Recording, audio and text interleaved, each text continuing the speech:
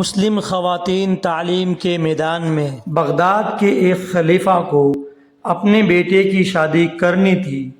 اس نے پورے شہر میں اعلان کر دیا کہ جس گھر میں ایک جوان لڑکی ہو اور وہ قرآن کی حافظہ ہو، وہ رات کو اپنے گھر کی کھڑکی میں چراغ جلائے۔ اس رات پورے شہر کی کھڑکیوں میں چراغ جلتے رہے۔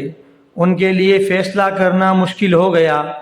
اگلے دن اعلان ہوا کہ جس گھر میں موجودہ لڑکی جو حافظ قرآن ہے وہ موطا امام مالک کی بھی حافظہ ہو، وہ رات کو اپنے گھر کی کھڑکی میں چراغ جلائے رکھے۔ اور اس رات بھی آدھے سے زیادہ شہر کی کھڑکیوں میں چراغ جلے ہوئے تھے۔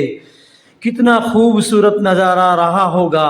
ہر گھر میں کھڑکی پر روشن ہوتے چراغ صرف روشنی نہیں دے رہے تھے بلکہ یہ بتا رہے تھے کہ اسلام کا مستقبل بہت روشن ہے۔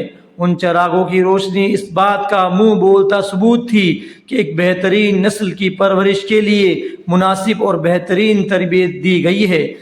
ان تمام جلتے ہوئے چراغوں کے لرزتے ہوئے شعلوں میں ایک مضبوط اسلامی معاشرے کی جھلک صاف ابھرتی ہوئی نظر آ رہی تھی۔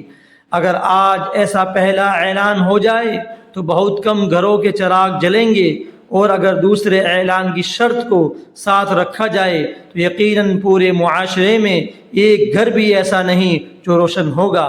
ان کے کامیاب ہونے اور ہمارے ناکام ہونے کی ایک بڑی وجہ یہ بھی ہے۔ یہ پوسٹ سبھی مسلمانوں کو دعوت فکر دے رہا ہے کہ ہم بھی اپنے بچیوں کو دینی تعلیم سے آراستہ کریں۔ اللہ ہمیں توفیق عطا فرمائے، آمین ثم آمین۔ والسلام علیکم ورحمۃ اللہ وبرکاتہ۔